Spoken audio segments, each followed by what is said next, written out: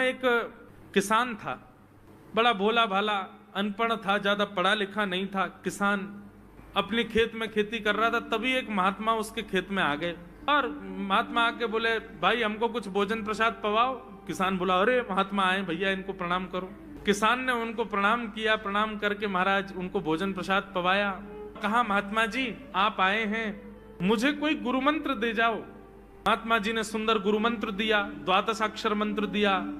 बोले ये तो बहुत कठिन है, इतना कठिन नहीं, सरल सा दो। अष्टाक्षर मंत्र दे दिया। बोले ये भी कठिन है, कोई और सरल दे दो। महात्मा बोले कुछ नहीं, तुम इतना कृष्ण चंद्र बोल दिया करो बस।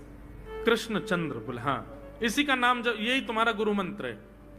इतना भोला बेचारा याद करने लगा, उसको याद ही नहीं होवे कृष्ण चंद्र कृष्ण चंद्र कृष्ण चंद्र। अब भूल ना जाऊं इसके लिए बोलता रहता था 24 घंटे, कृष्ण चंद्र कृष्ण चंद्र कृष्ण चंद्र। अपने खेत में हल जोत रहा था, कृष्ण चंद्र बोल रहा था। इतने में उसकी पत्नी आ गई, अरे सुनो तुम्हारे लिए भोजन लाई हूं, जल्दी कर लो। बोले कृष्ण चंद्र कृष्ण चंद्र कृष्ण चंद्र। पत्नी पीछे लग गई, पीछे, भोजन तो कर लो, रोटी तो खा लो, ठंडी हो जाएगी। बोले अरे तू पीछे मत पड़, मैं भूल जाऊंगा, गुरुजी ने मंत्र दिया मुझको। पत्नी बोली, अच्छा एक काम करो, आप भोजन कर आओ, तब तक आपके नाम को मैं रट लेती हूँ, मैं उसको संभाल लूंगी, पर जैसे ही आप आओगे फिर आपको सुना दूंगी, आप कर लेना। वो ठीक है। बोले क्या बोलना है? बोले कृष्ण चंद्र। पत्नी बोली ठीक है। अब कृष्ण चंद्र बोलने लगी पत्नी, कभी कहीं जाए कभी कहीं जाए, कुछ करे। वो कृष्ण चंद्र बोलते बोलते घसीटे चंद्र हो गया। लौट करके अपने पति के पास, पति बोल, हाँ वो मैं भोजन कर लिया, जल्दी गुरु मंत्र सुना दे मुझको, क्या था मैं तो भूल गया। बोले घसीटे चंद्र। वो उसी से ही हल जोतने लगा, घसीटे चंद्र घसीटे चंद्र घसीटे चंद्र। आकाश में वैकुंठ में बैठे हुए वैकुंठनाथ भगवान प्रसन्न हो गए और प्रसन्न होकर के बोले, लक्ष्मी जी हम जा रहे हैं। बोले कहां? बोले एक किसान का उद्धार करने जा रहे हैं, उसको वैकुंठ लेके आएंगे। लक्ष्मी जी बोली, आपका अशुद्ध नाम बोल रहा है वो, आपका अशुद्ध नाम उच्चारित कर रहा है वो, और आप कह रहे हो कि इसका कल्याण करूंगा मैं।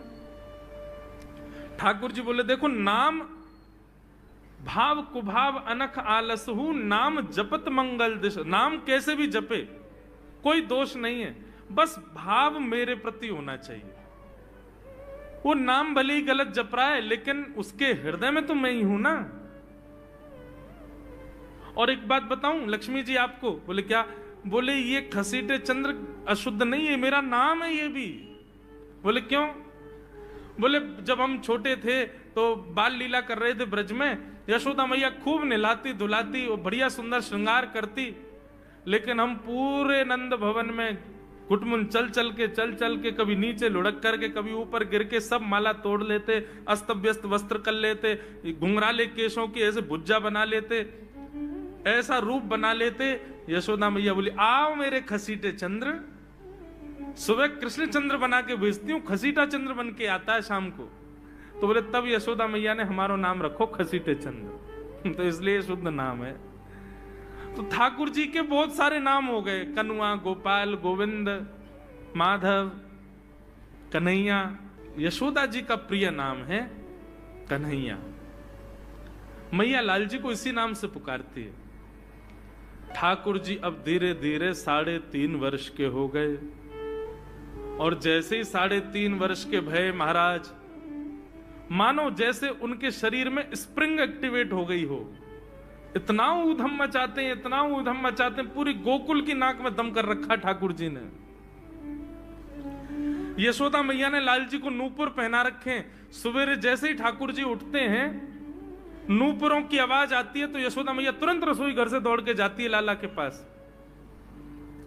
लेकिन ठाकुर जी इतने चतुर हैं, यमुना तट पर जाते हैं और नूपुरों में बालू भर लाते हैं कि कल नूपुर आवाज नहीं करेंगे, सुबह उठ के हम घर से भाग जाएंगे कहीं और, मैया को पता ही ना चलेगी। ऐसा उधम मचा में अब ठाकुर जी वो लीला कर रहे हैं जिस लीला पर देवताओं को भी विश्वास नहीं हो रहा है। ऐसी लीला ठाकुर जी कर रहे हैं कि किसी को भरोसा ही नहीं हो रहा कि जगत नियंता जगदाधार ये कर सकता है। बोले ठाकुर जी क्या करते हैं? बोले ये मत पूछो क्या करते हैं, यूं कह रहे हैं क्या नहीं करते। जो माता पिता अपने बालकों को बहुत ऊधमी समझते हैं, बहुत बड़ी कृपा है ठाकुर जी की कि आपके घर ठाकुर जी जैसे उद्यमी बालक नहीं है। ऊधमों के सिरमौर हैं ठाकुर जी। कैसा उधम मचाते हैं? नहा धो करके ठाकुर जी सवेरे तैयार होते हैं, सबसे पहले गैयाओं के पास जाते हैं। मैया कहवे लाला नहा धो के सबसे पहले गैयान को प्रणाम करवे जा, गैयान को स्पर्श कर फिर कछु करियो। ठाकुर जी गैयाओं को प्रणाम करने जाते हैं। जैसे ही देखते हैं कि कोई गैया बैठी है, सो ठाकुर जी कहें अरे अरे मैया या गैया को आलस आ गयो, या को आलस दूर कर दूं। सो बैठी हुई गैया के ठाकुर जी सींग पकड़ लेते हैं और सींग पकड़ करके अपनी ओर खींचते हैं। दूसरी तरफ से सींग बलराम जी पकड़ लेते हैं। अब ऐसे सींग पकड़ करके ऐसे ऐसे गैया के सींग हिलाते हैं। अब बैठी रहती गैया थोड़ी देर तो कोई बात नहीं, जैसे जोर जोर से हिलाना प्रारंभ करते हैं सोई गैया खड़ी हो जाती है। और जैसे गैया खड़ी होती ठाकुर जी लटक जाते हैं सींगों से। अब ठाकुर जी को तो बढ़िया झूला बन गया, गैया की सींगन पर झूल रहे हैं। थोड़ी देर तो गैया इधर से उधर ठाकुर जी को झुलाती रहती है, लेकिन थोड़ी देर बाद जैसे ही ठाकुर जी की पकड़ कमजोर होती है, गैया को पता चल जाए कि अब लाला गिरवे वार होए। सो गैया भी इतनी चतुर कि वो गोबर में ही जाके खड़ी हो गए। ठाकुर जी के ने आगे को चल, मैं गोबर में है जाऊंगो। गैया के ना अब तो मैं यहीं खड़ी रहूंगी, तुम गोबर में ही गिरो। और सोई ठाकुर जी को हाथ छूट जा, मैया मैया बचाइयो, देख जे गैया मुंह को गोबर में फेंक रही है। अब मैया जब तक बचावे आवे तब तक तो लाल जी के हाथ छूट जाएं और ठाकुर जी गले गले तक गोबर के ढेर में जाके गिर जाएं। पर यशोदा मैया निकाले, कितनों सजाए लो, कितनों ए लाला तू वैसे ही कारो, ऊपर ते मैं तो को बढ़िया सुंदर बना के रखूं, लेकिन तू घूम फिर के गोबर में ही आके चौं खेले। मोकू तो लगे तू पूर्व जन्म को सूकर दीख है। ठाकुर जी मन मन मुस्कुरा रहे, हाँ मैया जे बरा भगवान को अवतार भयो ना, जाने पृथ्वी की रक्षा करी हिरण्याक्ष थे। मैया बोली हाँ वो मैं ही तो हतो, मैं जय जय हूं मैया, वो बरा भगवान ही जय जय, वही जय जय तेरे यहाँ लाला बन के आयो है। यशोदा मैया के बातन ने मत बनाए कर, नेक नेक बड़ो है क्यों बोलवो सीखो, ऐसी बात बनावे, जय जय बोले अपने आप पे, नावे धोवे है ना है, मोह पहुंचे ना है, मैं जय जय हूं। ऐसी मधुर लीला ठाकुर जी कर रहे हैं। आकाश में 33 कोटि देवता ये लीला देख करके अपने नेत्रों पर विश्वास नहीं कर रहे। ऐसे मधुर ठाकुर जी। एक दिन नंद भवन में गैया ब्याह गई। जैसे ही गैया ब्याई, ठाकुर जी जैसे ही गैया ब्याती है ठाकुर जी वहीं खड़े हो जाते हैं। और बंधुओं शास्त्रों में आज्ञा है कि गाय जब ब्याह रही हो, बछड़े को जन्म दे रही हो या बछिया को जन्म दे रही हो, उस समय गैया जो होती है वो दो मुखी हो जाती है। एक मुख तो सामने है, और जब जन्म देती है तो बछड़ा या बछिया उसका मुख जब बाहर आता है तो दो मुखी हो जाती है। ऐसी दो मुखी गैया की जब आप परिक्रमा करते हो तो पूरे ब्रह्मांड की परिक्रमा का फल प्राप्त होता है।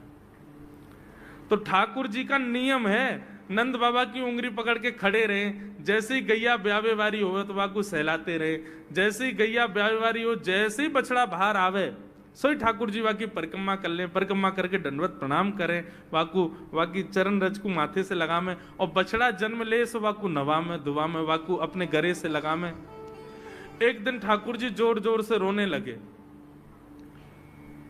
बछड़ा जैसे ही जन्म लियो बछड़ा ने, ठाकुर जी रोने लगे। नंद बाबा शांत करा में नहीं माने, बलराम जी ने शांत करायो नहीं माने। यशोदा मैया बोले लाला का भयो, तू रो क्यों रोए? बोले मैया मेरे संग बहुत बुरा भयो।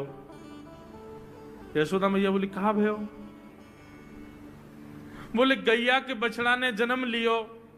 मैया बोली तो वाह बछड़ा को मैंने मुंह खोल कर देखो, वाह के सबरे दांत निकले आए।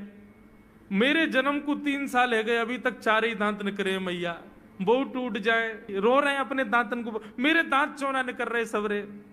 वाह बछड़ा के जन्म लेते सबरे दांत आ गए, मेरे दांत चौने ही आ रहे हैं। यशोदा मैया ऐसी मधुर बात सुनकर के झूठी झूठी कहती, मैया कहती लाला तू दूध ना पीवे ना, पूरे दिन मक्खन खावे, मक्खन चीकनो होवे, दांत निकले चिकनो है कि सुई पेट में चलो जाए, तो दूध पिए कर।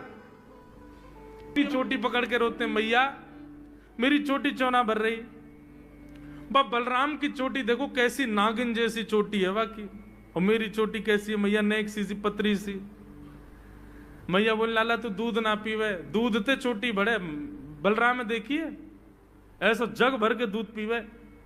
सो ठाकुर जी दूध को पात्र हाथ में ले में, अपनी चोटी खोल ले में, और फिर चोटी पकड़ करके दूध पी में, और दूध पीते पीते नापते रहे कितनी बड़ी भई की ना भई अभी। ऐसी मधुर लीला ठाकुर जी करते हैं। ऐसी लीलाएं हैं ठाकुर जी की कि उन लीलाओं को सुनकर के जो ज्ञान के मार्ग को नहीं समझ पाते, जो वैराग्य के मार्ग को नहीं समझ पाते, जो ज्ञान और वैराग्य से ठाकुर जी को प्राप्त नहीं कर पाते, वो इन लीलाओं से ठाकुर जी के हो ही जाएंगे। ऐसी लीला है।